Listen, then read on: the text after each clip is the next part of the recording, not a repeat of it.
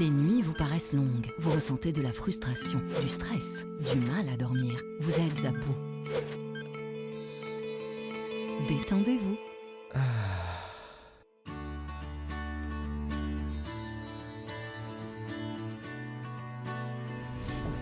Réduction du temps d'endormissement, diminution des réveils nocturnes, relaxation. Une bonne nuit, ce n'est plus un rêve. Ce produit est un complément alimentaire sans dépendance disponible en pharmacie. N'hésitez pas à demander conseil à votre pharmacien. Mérinal, notre priorité, la qualité. Pour bien s'entendre, il faut bien s'écouter. Rendez-vous sur M, la petite radio du Grand Maghreb. Bienvenue à tous au Café Presse Politique, le CPP. Nous sommes en direct sur Radio M comme chaque mercredi. Nous avons déjà commencé. Bonsoir Hassan Wali. Vous êtes journaliste à Al-Watan. Karim Kebir de Liberté. Bonsoir. Bonsoir. Amira Bouraoui, qui travaille donc un journal mais qui est militante politique. Bonsoir. Bonsoir. Hassan Wali, merci d'être avec nous. Et Hassan Radi, merci d'être avec nous également. Comme chaque semaine, on commence par cette question traditionnelle. Quelle image vous a marqué cette semaine? On peut commencer avec vous, Karim Kebir. Alors, l'image de la semaine, il y en a beaucoup. Mais celle que je retiens le plus, celle qui nous venait de Djidjal. C'était donc les manifestants qui ont simulé un peu le vote à travers une poubelle où ils ont montré quand même, ils ont résumé à leur façon en tout cas comment l'élection s'est déroulée. Le 12 décembre dernier. Amira Bouraoui, qu'est-ce qui vous a marqué cette semaine? Ce qui m'a marqué, c'est l'élan de solidarité des Algériens par rapport à ceux qui avaient perdu un œil. C'était un élan énorme et c'est le fait que l'œil d'un militant ou d'un manifestant puisse mobiliser autant de citoyens, alors qu'avant, les Algériens mouraient et puis personne ne s'en souciait parce qu'on s'était habitué au fait qu'un Algérien meurt sans qu'on s'en souciait. Aujourd'hui, on se soucie de l'œil d'un militant et ça m'a marqué. Et on l'a vu hier lors de la manifestation du mardi, il y avait des centaines de manifestants qui s'étaient bandés l'œil en solidarité donc avec ceux qui ont perdu un œil. Hassan Wali, qu'est-ce qui vous a marqué cette semaine? Dans le même registre, mais c'est pas l'élan de solidarité, mais cette image effectivement triste, tragique et dramatique qui va inaugurer l'ère de Tebboune. C'est les Ibornais, c'est ces gens-là qu'on n'empêchera jamais de voir, même si on leur crève les yeux. Hassan Wali, votre image de la semaine? C'est à peu près la même chose. Il faut que ce soit des images différentes. De préférence. J'avoue que j'ai été choqué quand même par une vidéo, je sais pas si elle est authentifiée ou pas, de la répression qui s'est abattue sur les manifestants à Oran. C'était vendredi passé. Ça m'a choqué. J'ai vu comment les flics tabassaient les manifestants. J'étais vraiment choqué. Franchement, c'est intolérable. Et il y a eu un communiqué de la DGSN qui disait que c'était des images de jeudi. Un contre-communiqué. Ouais. Voilà. Si elle est authentique, c'est gravissime. Voilà ce que j'ai envie de dire. Hassan, votre image marquante de la semaine? C'est une caricature de Hicham, de Hik Felwatan. C'est la passation. Le transfert du pouvoir. La passation de pouvoir, oui. C'est génial. C'est vraiment très, très bien vu. Merci Hik. Je peux dire ce que c'est. Bon, on peut pas la montrer. Oui. Elle est pas sur moi, mais bon, Mais soyez expressif, hein. C'est Abdelkader Ben Salah qui transmet le pouvoir à Abdelmajid Tebboune. Et le pouvoir, c'est Gaël Salah. Il est difficile à porter et à transmettre. Très encombrant. Voilà. Très encombrant. C'est génial. Et, en parlant donc de transfert du pouvoir, donc le pouvoir sera transféré demain. Je pense pas que ce sera de la même manière que l'a fait Hic donc avant-hier, mais c'est demain qu'il y aura donc la prestation de serment du nouveau président Abdelmajid Tebboune qui aura lieu donc au Palais des Nations, au Club des Pins, à partir de 10h. Donc l'ère Tebboune commence demain. Il sera jugé sur les premiers jours. Ça s'est fait vite ou généralement on attend entre 7 et 10 jours après l'annonce du Conseil constitutionnel? Juste une parenthèse. Oui. L'ère Tebboune, on avait dit la même chose quand il a été nommé Premier ministre. On avait dit l'ère Tebboune commence, ça a duré 3 mois. Et ça a duré 3 mois. Oui, voilà. Ça s'est fait vite cette annonce de prestation de serment. Est-ce que vous pensez que le régime, que le système est vraiment pressé d'installer le nouveau président? On sait qu'il n'y a pas de deuxième tour, donc même pour la prestation de serment, on n'attend pas la fin de la semaine.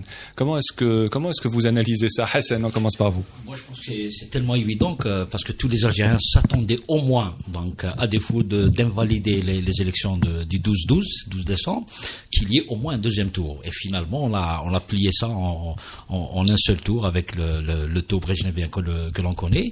Donc, ça ne m'étonne pas que cette cérémonie d'investiture soit organisée aussi rapidement. C'est une volonté d'en finir avec cette situation qui pèse trop sur le pouvoir réel, et pour rester dans le siège de notre ami Hicham El-Watan, il y a quelque chose, la place de Gaïd Salah en tant que chef d'état-major va peser lourdement au figuré dans cette transmission entre guillemets du pouvoir. Donc on verra bien, on est impatient de savoir quelle marge de manœuvre aura le nouveau président de la République qui sera donc investi demain. On verra si Abdelmadjid Tebboune qui s'est engagé à changer les choses, je crois que c'est son slogan d'ailleurs, on verra est-ce qu'il aura les coups des franches pour mener à bien son programme, à commencer par la place de Gaïd Salah. Est-ce qu'il aura le courage par exemple de nommer un autre ministre de la Défense et de supprimer ce fameux poste de vice-ministre de la Défense qui ne veut absolument rien dire. Donc Tebboune est attendu sur ce chapitre-là. Je veux dire, constitutionnellement, en théorie, c'est pas lui, c'est le Premier ministre qui choisit son gouvernement. Et qui le propose, et qui le soumet au président de la République. Amira Bouraoui, vous n'y serez pas demain, je présume, à la prestation de serment. Vous n'avez pas été invité. Je n'ai pas été invité, même si je l'avais été, je ne serais pas allée, c'est clair. Mais je pense que oui, ils étaient pressés. Ils étaient pressés parce que Gaïd Salah en a eu marre, tous les mardis de se montrer à la télé avec ses discours. Il va se reposer, vous pensez, maintenant? Ça dépend. Je pense qu'il se cherche une porte de sortie et c'est pour ça que Tebboune a été nommé président par Gaïd Salah. Et c'est ça la vérité. La majorité des Algériens n'ont pas voté pour Tebboune, malheureusement pour lui. Ils le reconnaissent à travers des chiffres officiels. C'est pas malgré le bourrage des urnes et malgré tous ces appelés qui se cachaient le visage parce qu'ils ne voulaient pas apparaître au niveau de la télévision parce qu'ils avaient probablement honte d'être obligés de voter. Et je ne vois pas pourquoi ils auraient été obligés de voter. Ça n'arrive qu'en Algérie parce que le vote c'est un droit et non pas un devoir. Et que chacun est libre de voter ou pas. Et donc on a ramassé tous ces appelés, tous ces militaires pour aller voter. On a raconté des bêtises à la télévision pour ceux qui suivaient encore la télé algérienne, parce que la majorité des Algériens aujourd'hui sont connectés. C'est la génération, je le disais, quand Monsieur Khalil m'avait invité dans l'émission Bzef, je ne sais pas ce qu'elle devient aujourd'hui, mais je l'avais dit que c'est la génération 2.0 et que la majorité des Algériens, l'information, ils la prennent sur la toile. Mais je pense que Gaïd Salah voulait un porte-parole. Et aujourd'hui, je ne sais pas, et vous parlez de marge de manœuvre, je ne vois pas la marge de manœuvre tant que les généraux qui ont nommé Monsieur Gaïd Salah ne sont pas à la retraite, malgré leur âge très avancé. Ils ont l'âge de la retraite depuis la Deuxième Guerre mondiale quand même. Karim Kabir, la prestation de serment de demain. Il faut juste préciser que c'est une prestation de serment particulière. La dernière était un peu étrange parce que Abdelaziz Bouteflika a prononcé difficilement donc le serment et qui n'a pas pu finir son discours d'investiture où on lui avait retiré les documents avant de finir son discours. C'était très difficile. Comment est-ce que vous voyez cette prestation de serment demain? Je crois d'abord il faut noter que ça devait intervenir, enfin selon la Constitution, ça devait intervenir dans la semaine qui suit. Donc c'est pas précisé en termes du nombre de jours. Est-ce que 5, 6, 10 jours? Mais la Constitution dispose que c'est dans la semaine qui suit qu'il doit prêter serment. Moi, honnêtement, je pense que c'est la conclusion, en tout cas, d'un plan qui a été concocté depuis l'été. On a beau dire que, soi-disant, ils voulaient s'en sortir, en tout cas, de cette situation la plus vite possible. Et d'ailleurs, c'est ce qui explique un peu le fait qu'ils aient signé la loi de finances. Contrairement aux années précédentes, d'habitude, elle intervient à la fin de l'année. C'est le 31 qu'on signe la loi de finances. Cette fois-ci, on l'a expédié, carrément, on a expédié la loi de finances, on a expédié pas mal de lois. Ça veut dire qu'ils étaient dans la précipitation parce qu'il fallait pas que leur plan capote. Mais après, c'est vrai que, à mon avis, l'arrivée de Tebboune, c'est beaucoup plus mettre une façade civile parce que la situation évolue dangereusement. L'armée est devenue face à la rue et ça expose quand même l'institution militaire à des dérapages et on a vu quand même, et je suppose qu'ils ont pris la mesure des manifestations qu'ils ont essayé de susciter de soutien au chef d'état-major de l'armée. Ça se comptait sur le bout des doigts. Donc c'est quand même hallucinant de considérer que le peuple algérien est contre son armée, chose qui n'est pas le cas. Mais les gens faisaient ce distinguo entre l'armée et certains officiers dont ils réclament le départ. Donc Tebboune, il est là, je pense qu'ils l'ont mis, peut-être éventuellement, au lieu que c'est l'armée qui doit négocier avec la rue, donc désormais ils ont quelqu'un qui va parler en leur nom, mais c'est toujours l'armée qui va tenir, qui est là à chapeauter la feuille de route, mais ça il ne faut pas se faire d'illusions.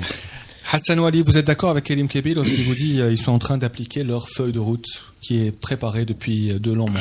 Non, c'est pas une feuille de route préparée, c'est-à-dire ils étaient soumis à une urgence nationale qui est la conséquence de l'empêchement du 5e mandat.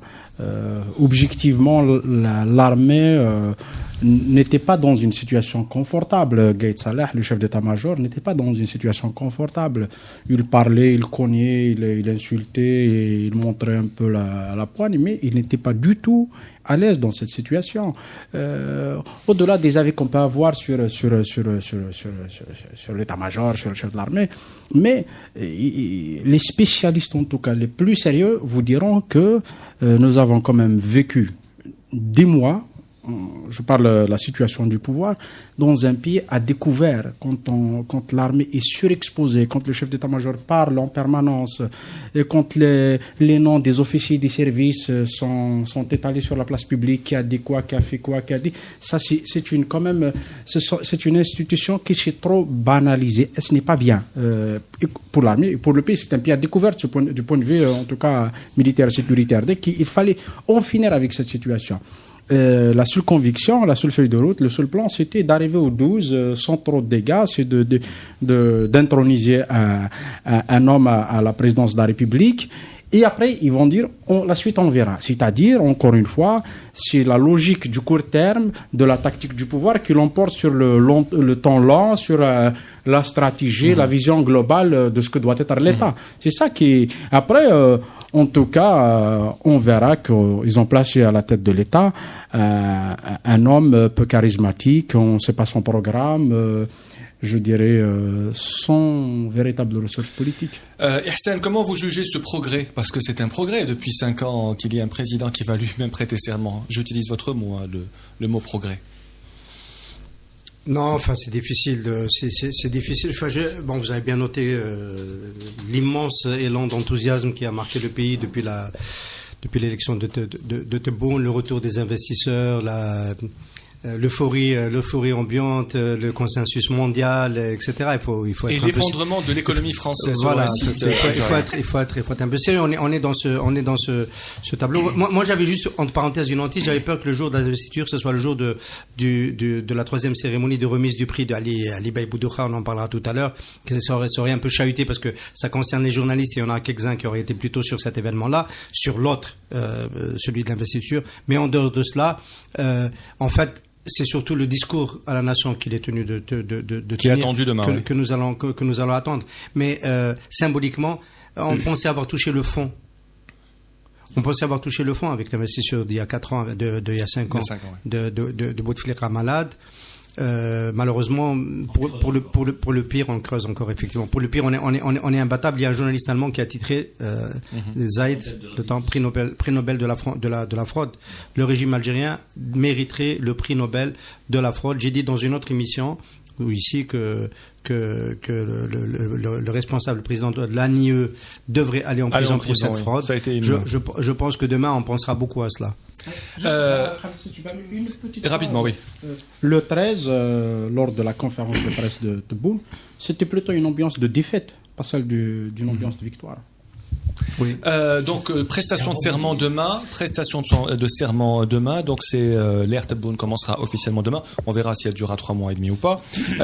Vous l'espérez qu'elle dure 3 mois? Quoi, la présidence? Oui.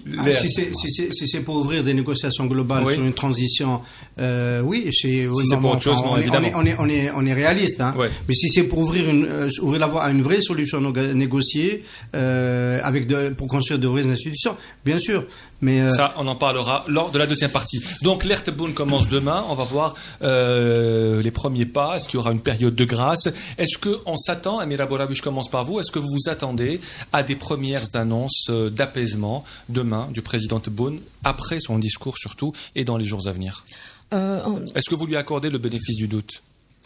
On a du mal à accorder un bénéfice du doute dans une ambiance où la confiance ne règne pas. Pour la politique, il faut un minimum de confiance et ça démarre très très mal. Ça démarre très très mal. Il y a des militants qui rentrent encore en prison.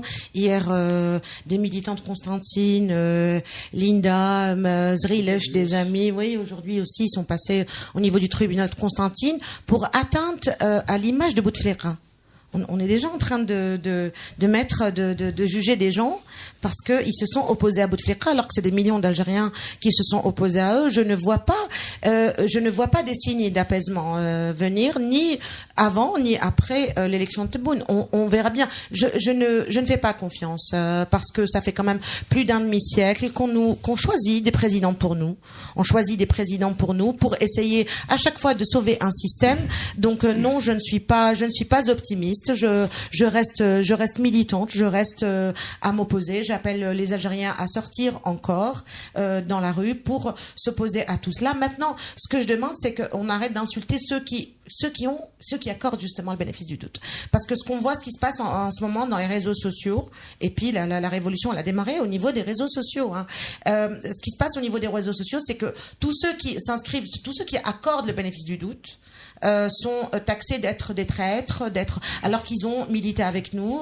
Je peux citer Monsieur Farhat Aïtali, Soufiane Djilali, ceux qui accordent la confiance à Tebboune. Personnellement, moi, je ne lui accorde aucune confiance parce que jusqu'ici, je n'ai absolument rien vu. Les militants, mais nos amis, ils sont encore en prison. Boumala est encore en prison. Des centaines de militants.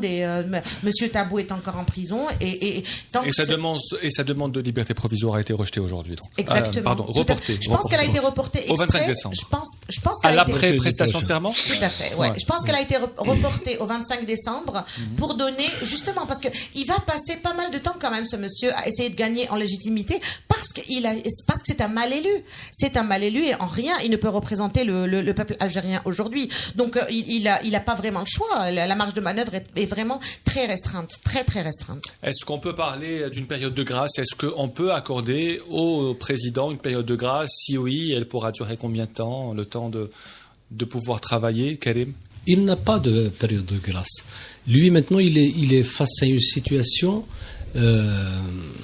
Il a été élu de façon chaotique. En tout cas, il n'a pas la légitimité. Il a beaucoup de handicaps. C'est un membre du Sérail. C'est quelqu'un qui n'a jamais participé au Hirak. On oublie souvent de le noter. C'est quelqu'un qui a disparu, en tout cas, des radars pendant un moment. Depuis 2017, c'est quelqu'un qui est complètement absent. Aux yeux des jeunes qui sont dans la rue, c'est quelqu'un qui représente l'ancien système. Il fait partie parmi les figures dont on demande le départ. Ça ne renvoie pas à l'effondrement de l'État, mais c'est plutôt le départ du moins tout ce qui sont ceux qui dépassent 60 ans, ils doivent partir parce qu'ils ont participé d'une façon ou d'une autre à ce système. Donc lui, maintenant, s'il a l'intention et s'il a les moyens pour prouver qu'il a le pouvoir, parce qu'il part avec plusieurs handicaps. Un, parce qu'il a été mal élu, il n'a pas la légitimité populaire. Deux, c'est quelqu'un qui est âgé, il appartient au système. Trois, c'est que tout le monde sait qu'il a été adoubé par l'armée. Donc, quelle est sa marge de manœuvre pour essayer, soi-disant, de convaincre, de rétablir en tout cas les liens de confiance? Parce que la crise nationale aujourd'hui, fondamentalement, c'est une crise de confiance. C'est que les jeunes, les Algériens ne croient plus à ce régime. Tout ce qui vient d'eux, on a essayé le dialogue en 1994, on l'a essayé en 2001 avec la fameuse... avec le fameux Lilouche, c'était Beneflis à l'époque. On l'a essayé avec la Constitution. Qu'est-ce que ça a donné? Donc aujourd'hui, s'il a l'intention, soi-disant, en tout cas de montrer ses intentions, c'est qu'il doit donner des gages très forts. Ces gages très forts, c'est pas la manœuvre, c'est pas de faire des replâtrages, mais c'est plutôt aller à des mesures quand même très puissantes. Je pense notamment à la libération des détenus. Et à la levée des entraves sur le champ politique et médiatique, parce que peut-être qu'on en parlera tout à l'heure. Quand les gens parlent de la structuration du Hirak, il faut... on ne peut pas parler de la structuration du Hirak avec le couteau sur la gorge. Il faut laisser les gens s'exprimer librement. Alors, vous parlez de gage. Pour l'instant, le seul gage qu'il a donné, c'est la réforme de la Constitution. C'est une nouvelle Constitution. Est-ce que c'est un gage suffisant? Non, pas du tout. D'abord, un mot, celui qui va désormais être le chef de l'État, c'est-à-dire celui qui sera investi demain. Il est étrayé quand même par une défiance inédite. Il est déjà dos au mur, donc pas une seconde de grâce. C'est un homme seul, fragile, face à lui-même d'abord. Et face à une colère sociale populaire solide. Donc, il n'a pas montré en tout cas les grandes lignes d'une grande ouverture. C'est-à-dire c'est tout le monde qui voulait d'une réforme de la Constitution. Rappelons encore une fois que lui-même a soutenu la réforme constitutionnelle de 2016. Il l'a défendu comme beaucoup d'autres. Et il a juré qu'il va poursuivre encore une fois, il ne dit pas qu'est-ce que va être cette révision de la Constitution, si ce n'est de la confier le texte à une commission d'experts. Et on voit d'ores et déjà qui sont ces experts. Hein. Et donc, c'est pas un président qui entraîne, c'est pas un président en chantant, c'est pas un président qui je dirais même pas en rupture, je dirais même pas la continuité. Il n'est même pas la continuité du système. Et Hassan Radi, comment est-ce que vous voyez les premiers jours? Non, oui. C'est la parole, elle commence comme ça. Je pense qu'il voulait. Allez, tu voulais répondre à... Non, pas répondre. Non, je voulais deux clarifications d'abord, deux distinguos. Abdelaziz Bouteflika a été mal élu en 99. Abdelmadjid Tebboune n'a pas été élu. C'est un non-élu. Il y a une grande différence entre mal élu et non élu. C'est un non-élu. Bouteflika mal élu parce que le retrait des 6, voilà. Il y a eu quand même une partie de ceux qui allaient voter pour lui qui sont sortis défiler, etc. Mal élu. Il a rattrapé ça avec le référendum sur la concorde civile une année après. En 2010. Voilà. Il a fait une deuxième élection. Tebboune pas élu. Donc il part de très loin, je l'ai déjà dit au Café Presse Politique, il part très bien. Et puis un distinguo quand même entre ceux qui veulent accorder le doute. Il y a quand même une différence entre Soufiane Djilali et Farhat Hayat Ali. Farhat Hayat Ali considère qu'il n'y a pas de Hirak, que c'était une manipulation, il a son dernier poste, c'est un poste où il considère qu'il est infesté de manipulateurs, il va rester bientôt que des cafards politiques. Et donc, en fait, la réalité, elle est juste dans le pouvoir. Elle est pas dans la rue. Soufiane Djilali pose des conditions pour aller au dialogue. Il pose des vraies conditions politiques pour aller à une négociation. Ça a toujours été sa position. C'est pas tout à fait pareil. Farhat Hayat Ali est un ami commun à nous, Amira et moi. Je continue à discuter avec lui en économie. En politique, quand on discute avec lui en tant que cafard, quand même. En tant que cafard, voilà, il y a un déni. Je voulais juste apporter ce distinguo. Les premiers jours vont être très importants. Très importants. S'il n'y a pas de mesures fracassante d'entrée, je pense que très vite, je suis d'accord avec la description que fait. Voilà, il nous parle pas. Moi, j'ai du mal à parler de Tebboune. Voilà, mais il faudrait vraiment qu'il nous surprenne. Voilà, tout simplement. Oui, effectivement, c'est un personnage sans relief politique. On le connaît. Il faut le dire les choses comme ça. Personnellement, c'était la personne que j'attendais le moins en tant que candidat du système. Bien que, si tu te souviens, Hassan Wali, j'ai dit il y a 3 mois de ça que c'était le candidat du système. Mais franchement, il ne passe pas. C'est quelqu'un de sans relief. Je ne trouve pas d'autres adjectifs. Maintenant, je vais ramer un peu à contre-courant de ce qu'ont dit les amis. Moi, je lui accorde quand même le bénéfice du doute. Non pas que je suis convaincu par le programme Tebboune que je connais pas d'ailleurs, mais que personne ne connaît. Absolument. Il est tenu par l'urgence, comme le dit Hassan, ici et maintenant. Il doit décider tout de suite. Demain, il est investi.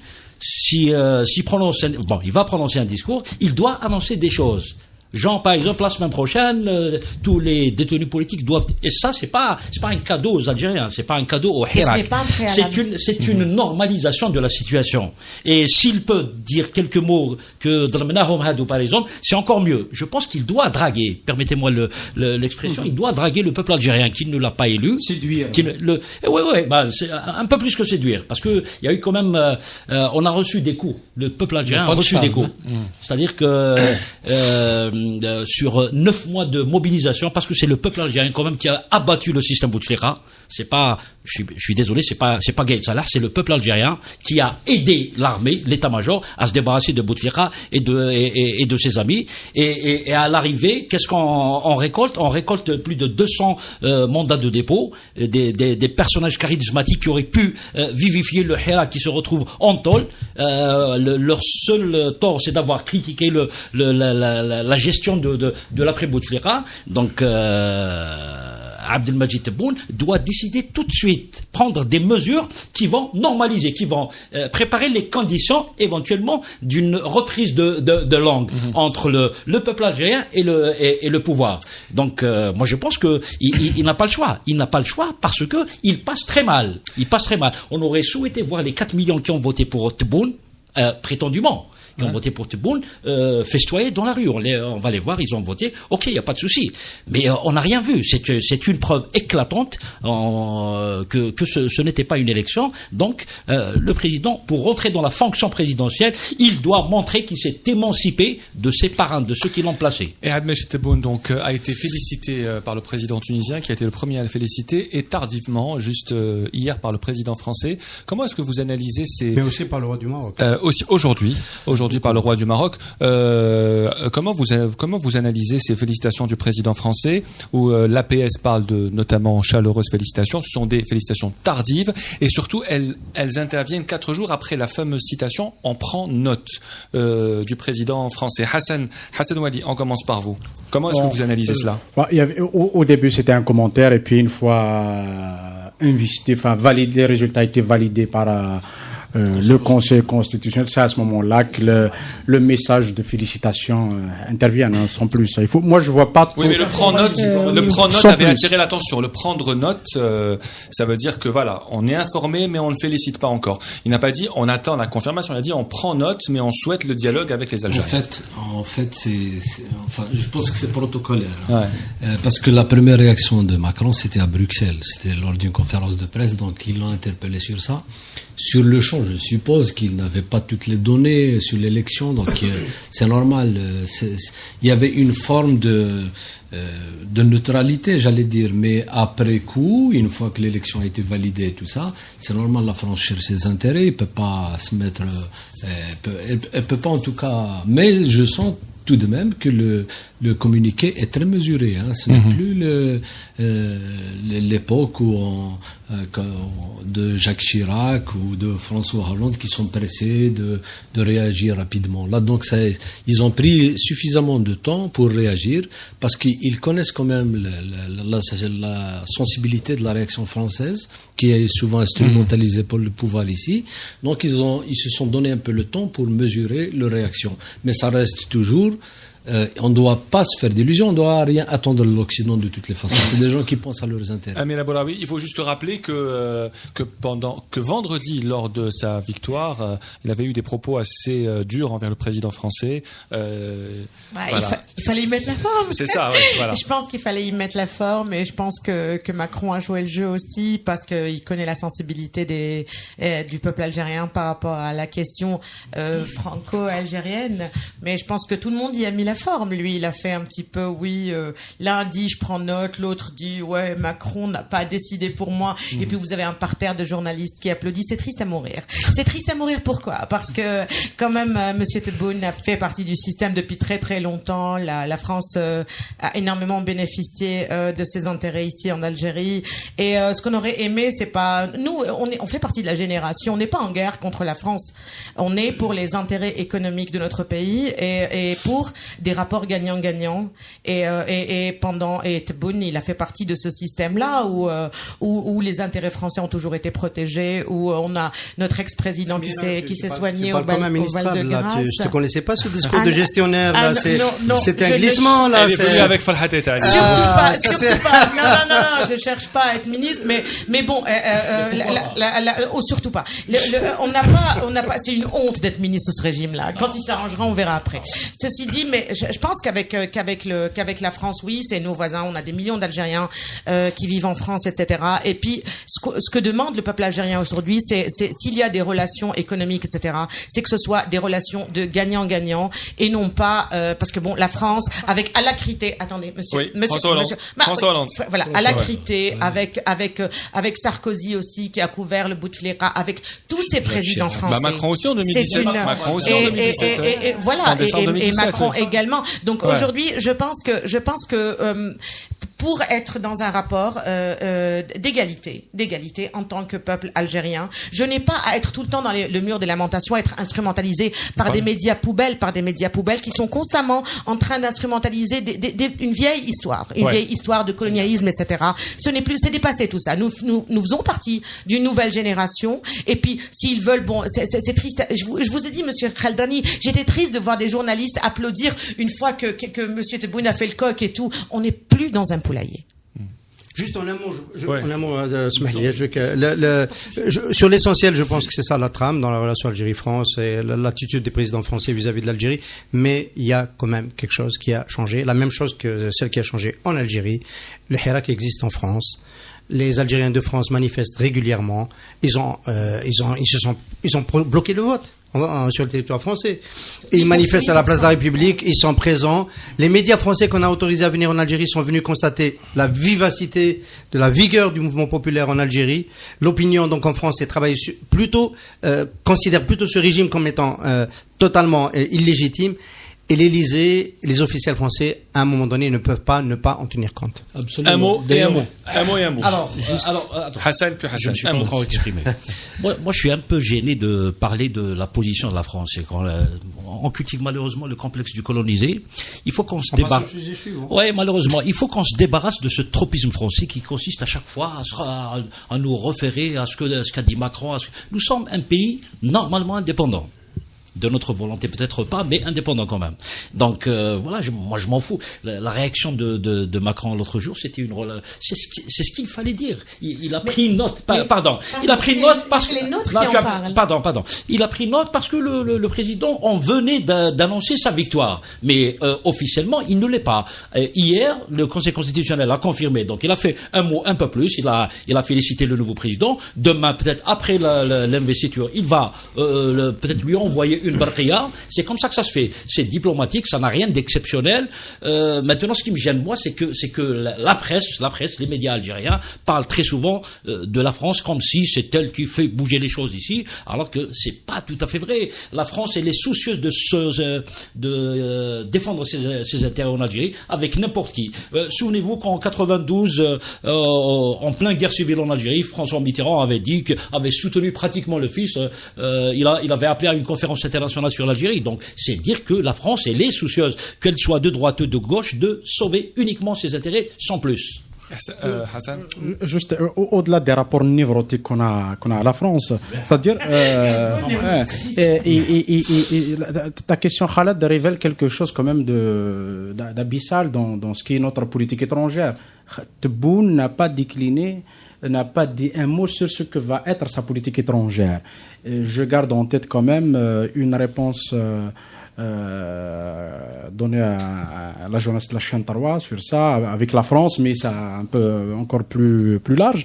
Il dit, je dirais comme avait dit à une époque le président Feu Houari Boumedienne, non, on tourne la page mais on la déchire pas. Ça dit une chose, cet homme est ancré dans le passé.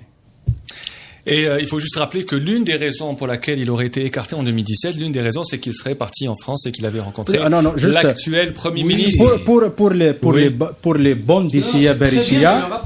Attends. Pour les bonnes d'ici à Nouveau-Mbaria, c'est que Tebboune, il a d'excellents rapports avec Paris. Exactement. Et c'était l'une des raisons qui avait poussé à son écartement de la primature. On se retrouve, on garde le débat, on se retrouve, on a été trop long, on se retrouve après une petite pause. À tout à l'heure.